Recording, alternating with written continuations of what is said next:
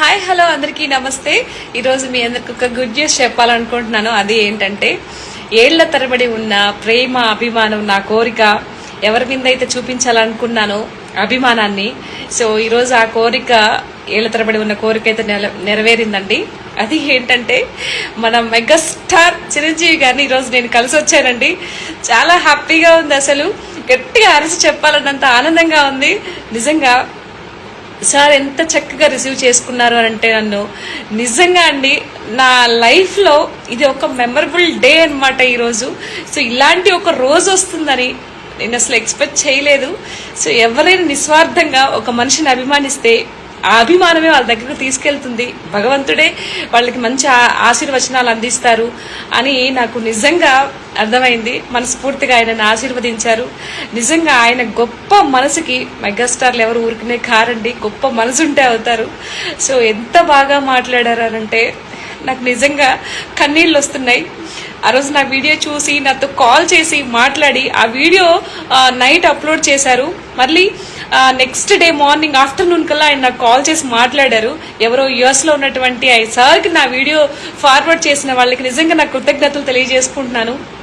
Sir వరకు ఆ వీడియోని సెండ్ చేసిన వాళ్ళు, సో మీరు ఈ వీడియో చూస్తే కనుక మీకు నా ధన్యవాదాలండి, కృతజ్ఞత తెలియజేసుకుంటున్నాను. మీకు చాలా సంతోషంగా ఉంది. So I'm so happy. So జై చిరంజీవ, థ్యాంక్ యూ.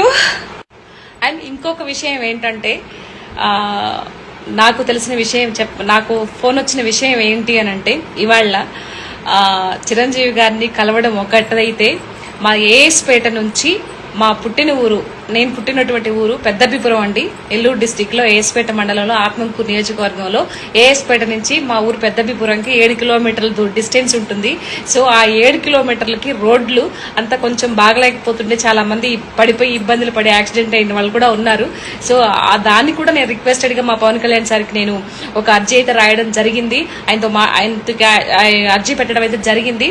అయితే అది కూడా నెరవేరిందండి. సో అక్కడి నుంచి కాల్ వచ్చిందండి. సో ఆ ఊరికి రోడ్డు వేస్తున్నామని చెప్పేసి, ఇంతకన్నా ఏం కావాలి. సో ఈరోజు మంగళవారం పూట ఆంజనేయ స్వామి నిజంగా నన్ను కరుణించాడండి. నిజంగా చాలా హ్యాపీగా ఉంది. నేను అనుకున్నట్టు మా ఊరికి కూడా రోడ్డు మార్గం పడబోతుంది అనమాట. తొందరగా ఆ వర్క్ కూడా అయిపోతుంది. I'm so happy. మనం ఏదన్నా నిస్వార్థంగా ఒక పని చేస్తే అది కంపల్సరీ దేవుడు దానికి కనికరిస్తాడండి. దగ్గరుండి ఆ పని అయ్యేటట్టు చూస్తాడు. అది భగవంతుడు అంటే.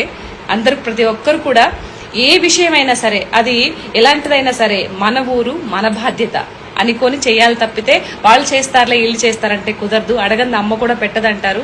కాబట్టి ఏ ఊర్లో ప్రాబ్లం ఉన్నా కూడా మనం అందరూ ఒక ప్రయత్నంగా చేయాలి. ఈ రోజు నా ప్రయత్నం కూడా అది వాళ్ళ వరకు చేరి వాళ్ళు చెప్పడం జరిగింది. I'm so happy.